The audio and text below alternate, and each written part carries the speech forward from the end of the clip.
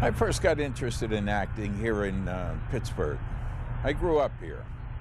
I went to Duquesne University, and I was majoring in journalism, but I was dating this girl who belonged to an extracurricular activity kind of theater group at Duquesne called the Red Maskers. And I said to her one day, you know, I'm not really getting my fair share of your time because you're always over at the theater. You're either doing something or in rehearsal. And she said, well, why don't you come over and you do something, and then we'll have more time to spend together, and it'll be fun. And so I did. And I met with the guy who ran the thing, Sam Melly, who was turned out to be my mentor. He was a great guy. And he said, well, we're doing The Time of Your Life, and there's about 35, 40 people in it, and you could play, I think his name was Rocky the bartender. And I did, and it was great fun, and I found myself spending more and more time, you know, with the theater group and less time with her. And I ended up going to New York right after Duquesne. That was that.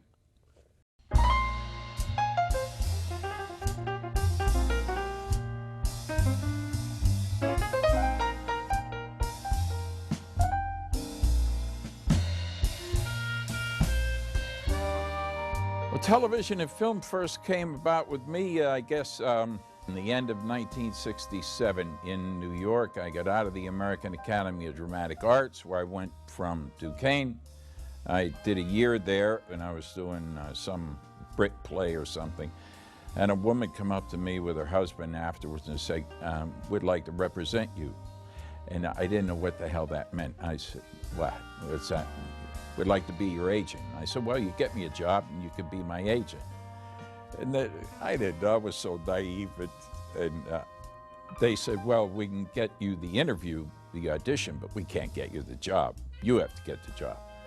So they get me a job for a Broadway play, and I got the play. And it ran 4 days, a David Merrick play. But out of the play, I got The Detective with Frank Sinatra. I was in New York from like 66 through 74, and I went to LA, and I think the first thing I got was Harry-O, a recurring role on a television series starring David Jansen called Harry-O, and it was great fun. And we shot down in San Diego. You know why we shot down in San Diego? Because he wanted to be near Del Mar Racetrack. And he was a pretty good TV and movie star at the time, and he could do what he wanted, and they shot the whole series down there. I did this television movie called Death in Canaan. We had a terrific time up there in the Northern California coastal area shooting the thing. But Tony Richardson was the director, and oh my Lord. I'll never forget one day he was looking for young kids to be extras in a shot, I guess outside the courthouse. And Tony was looking at a lot of young kids in this lobby of this hotel in Eureka. And he had them all lined up. Well, his assistant had all these kids lined up, and he walked up to one of them and he said, "How old are you?" And the kid burst into tears, and he's a tall Ichabod Crane, imposing kind of a figure, and with that weird English accent we were howling on the side. And he went up to the next kid, "How old are you?" Oh, geez, we had a good time shooting that. It was a terrific film. It turned out to be a terrific film. The Night Configuration, one of the most unforgettable experiences of my life. We shot this movie in Hungary, Budapest, Hungary. We were there for 2.5 months. 2 months in Budapest, Hungary, and a half a month over in Austria, Vienna. to do some exterior and courtyard scenes in this bizarre castle that William Peter Blatty had this movie set in. Blatty's idea was that he would go over here to Budapest to shoot this movie because it was cheap. It was a lot better exchange on the money. And to get a better movie and a better ensemble effort from all these 22 guys that were in the movie. No women, 22 guys. He would take us all over there, even though our part might only be worth 2 weeks of work in the States. We'd be there for the whole thing. So, what he got was 22 furious men who were stuck in Budapest. Blatty decided that he would put up the call sheet for the next day's work at midnight. So you never knew until midnight when you had to find the call sheet to see if you were working the next day. So you could never make a plan to go anywhere. And it got to the point to where Tom Shaw, the line producer, would come around banging on hotel room doors. Tom, get up, come on, the bus is out front, come on, you're called today. Eddie Flanders, Eddie, get up, come on. Oh, the hell with you, I'm not going, I won't be there. Come back in an hour. Oh, it was nuts. And it didn't, I don't know, he just never got the movie that was on the paper, never found its way to the screen.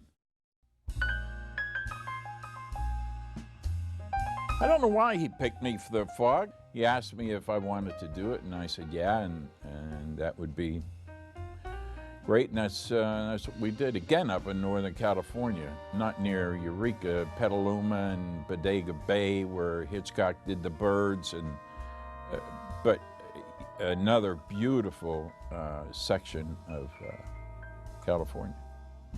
Jamie Lee Curtis was terrific to work with. She was, a young kid. I think she was 19 at the time, and I was probably 30-something, and we had a wonderful time working together. It was a lot of fun.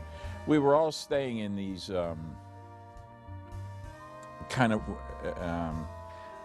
it was a motel, but it was a very different kind of motel. Everybody had their own individual little A-frame cabins.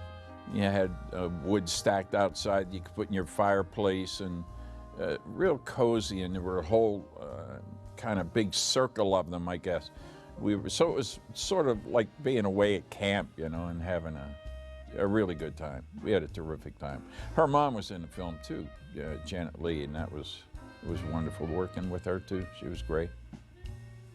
Yeah, Escape from New York, the same thing. I came out of, The Fog, and I guess John thought I could do Remy in Escape from New York, and it was a fun role. Although I didn't get to, it was me and Lee Van Cleef pretty much, and Charlie Cyphers, three of us in this. I keep wanting to think it was a jet propulsion lab outside of L.A., but I think I have the name of the building wrong. Is it something like that? It was out in the hills above Burbank, and it was. We spent all of our time there, and on top of the Sepulveda Dam, which was supposedly the wall of the prison that Manhattan was at the time. Yeah, it was great.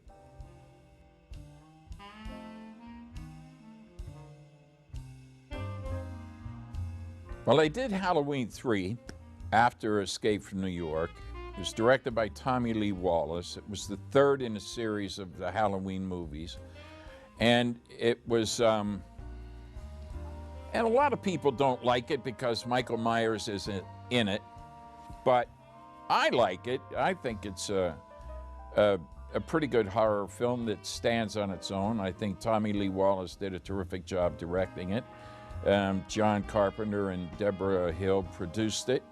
John did the music for it. It was John's intention, as I understand it, to do a different like an anthology of Halloween movies.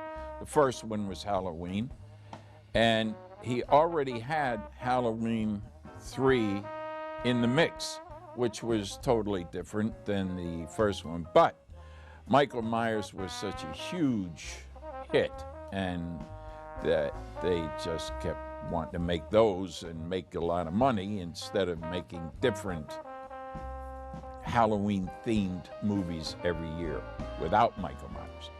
But Halloween 3 was in the shoot, so they did it.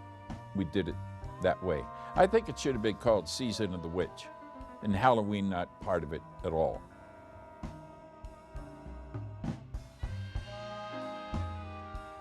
I met George in LA for Creepshow. We had a real nice chat because we were talking about Pittsburgh and stuff like that, and he said, so, have you looked at the script? And I said, yeah, I have. He said, is there anything in there that you really like? And I said, I would love to play the guy that gets eaten by the grass, that Jody guy out in all by himself, gets all weeded up and it dies. He said, oh, I'm really sorry, Tom, but that's already cast. Stephen King is going to play that. And I said, oh, shit. So, you know, he wrote it, so he wants to do that, so he's going to do that. George said, would you do me a big favor, play the dad in the beginning and the end? It's not really one of the stories, but it ties the whole movie together. And I said, yeah, sure. Hell yeah. In addition to Creepshow, I did Two Evil Eyes and Bruiser with George. Both were really good working experiences because you just can't have a bad working experience with George. He's the best. He's just the best to work with. He's a big teddy bear of a guy who knows what he wants and helps you get there. He's a terrific director and a terrific man.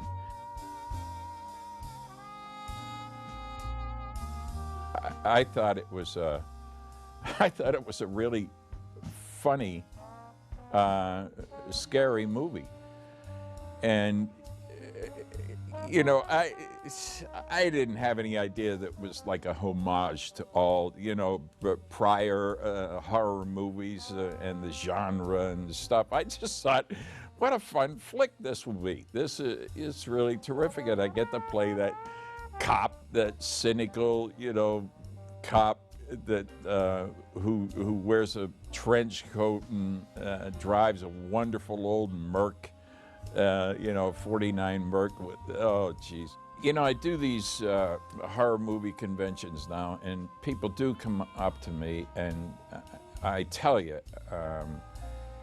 you know, people want to talk about The Fog and Escape from New York and Halloween 3, but the one that all those wacko fans out there talk about the most is Night of the Creeps.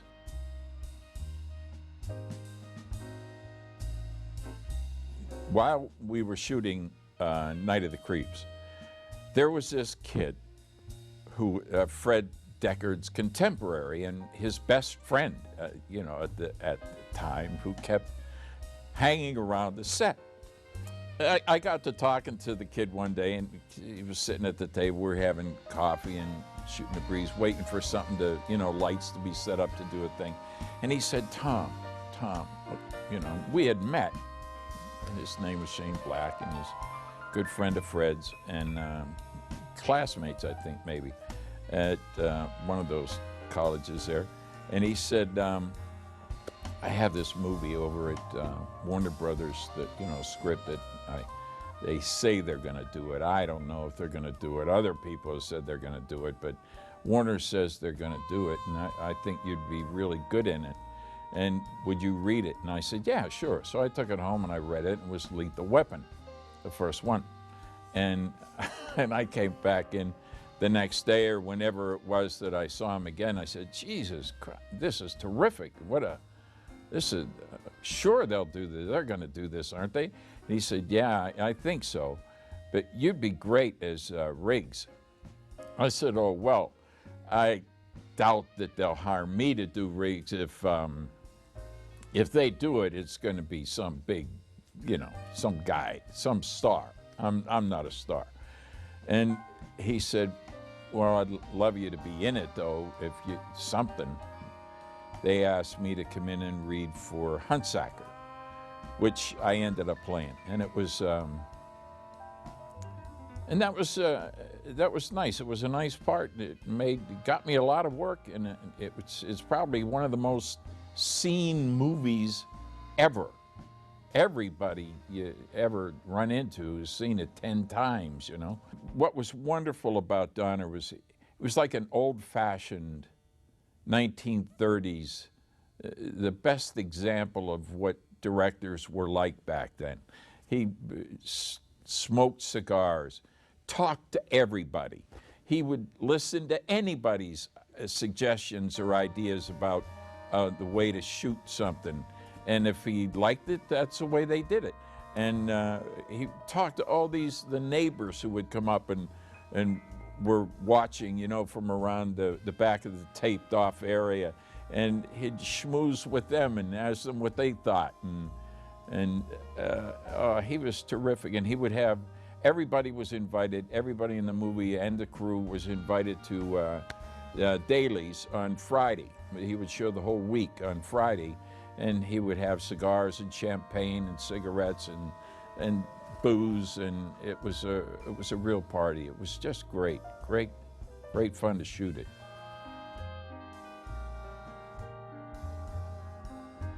Well, I did Bob Roberts here in Pittsburgh with Tim Robbins and Susan Sarandon, who was not in Bob Roberts, but she was at the same time shooting Lorenzo's Oil or something down in Sewickley, one of the river towns. And so we were all here at the same time. And Susan is, I would imagine she is probably the reason I was in that. She and I knew each other from the Longworth Theater up in New Haven, Connecticut, where we had worked for, well, I was there 6 years and she was there for a few of them. She was married to Chris Sarandon at the time. And he was also doing a lot of work at the Long Wharf. And when we were young and foolish and having a good time, just having really a lot of fun doing theater. So I think that's probably why I ended up in Tim Robbins' Bob Roberts. You know, I don't know if it's typecasting or what. But I guess it's my mug. You know, casting directors usually did see me as a tough guy, or I played a lot of cops and a lot of bad guys, usually between the two. I don't think I ever played a psychiatrist or a child care worker or anything like that. My friend Adrienne Barbeau told me she just read this latest book that Stephen Cannell, is that his name? He was one of the executive producers, writers of the Rockford Files, Stephen J. Cannell, yeah. And she said it's a book about tough guys, and I'm in it.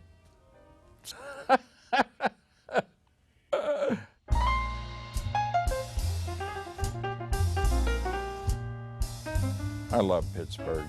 The best always come back.